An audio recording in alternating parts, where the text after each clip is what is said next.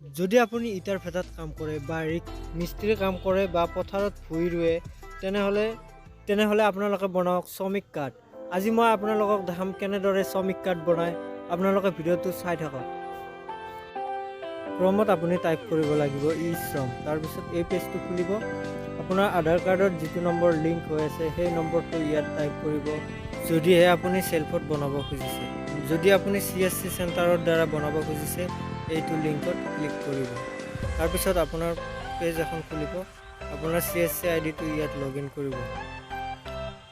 ইয়াত থাকিব user ID আৰু ইয়াত পাছৱৰ্ড। তাৰপিছত চাইন ইন কৰিব।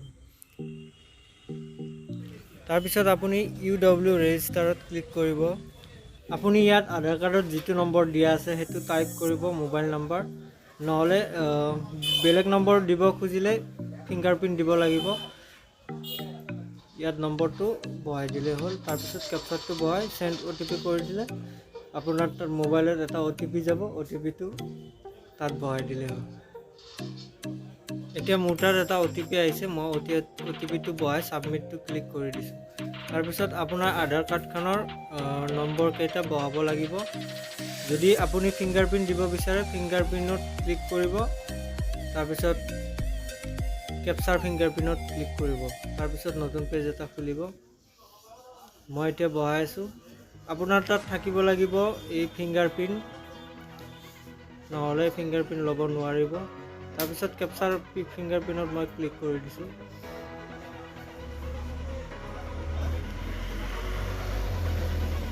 তাৰপিছত ছাবমিট মাৰিব। অলপ সময় ৰ'ব লাগিব। তাৰপিছত এনেকুৱাকৈ অ'কে বুলি আহিব, তাত ক্লিক কৰি দিব। তাৰপিছত আপোনাৰ ডিটেইলছটো ওলাই আহিব।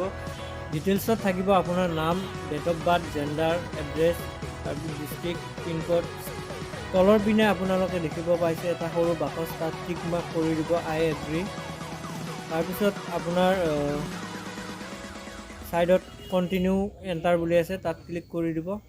তাৰপিছত এখন নতুন পেজ খুলিব। তাত merit status, social category, blood group এইবোৰ থাকিব, তাত ফিল আপ কৰিব লাগিব আপোনালোকে। যিখিনি ষ্টাৰ মাৰ্ক আছে সেইখিনি বহালে হ'ল, বাকীখিনি নবহালেও কোনো কথা নাই।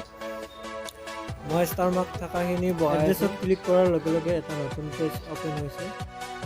পেজটোত state, house number, locality, state, district, pin code এইবোৰ যাৰ যিটো হয় সেইটো বহাই দিব।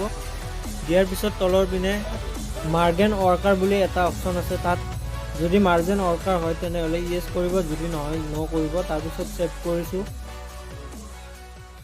ছেভ কৰাৰ পিছত এডুকেশ্যন কোৱালিফিকেশ্যনত আপোনাৰ নতুন পেজ অ'পেন হৈছে। তাত এডুকেশ্যন কোৱালিফিকেশ্যনটো বহাব লাগিব। তলৰ পিনে লিখা আছে কিমান ইনকাম কৰে সেইটো বহাব দিছে। নেক্সট আপোনাৰ আছে অকুপেশ্যন এণ্ড স্কিল। আপুনি যিটো কাম কৰে বা কৰিব জানে সেই কামটোৰ নামটো লিখিব ইয়াত। মই আপোনাৰ লিখি দিছোঁ।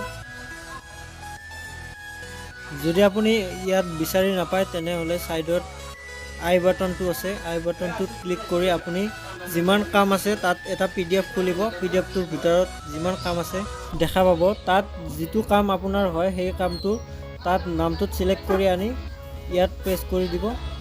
দিয়াৰ পিছত আপোনাৰ এইটো চিলেক্ট হৈ যাব।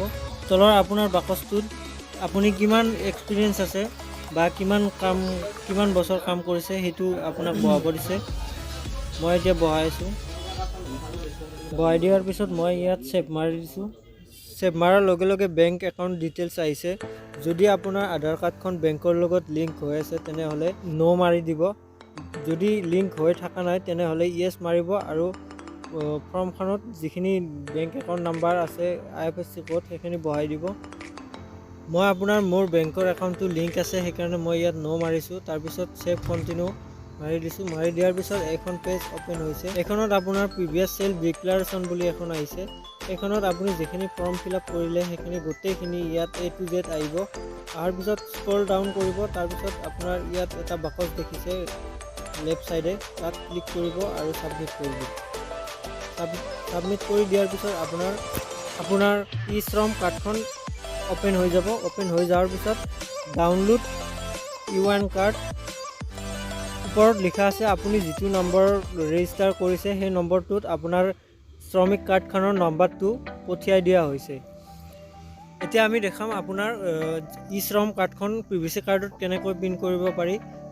ইপছন LH05 প্ৰিণ্টাৰত আপুনি PVC কাৰ্ডখন বনাব পাৰিব। এতিয়া আমাৰ কাৰ্ডখন প্ৰিণ্টাৰত প্ৰিণ্ট হৈ আছে LH05 প্ৰিণ্টাৰত। যদি আপোনালোকৰ ভিডিঅ'টো ভাল লাগিছে তেনেহ'লে চেনেলটো ছাবস্ক্ৰাইব কৰিব, লগতে বেল আইকনটো প্ৰেছ কৰিব।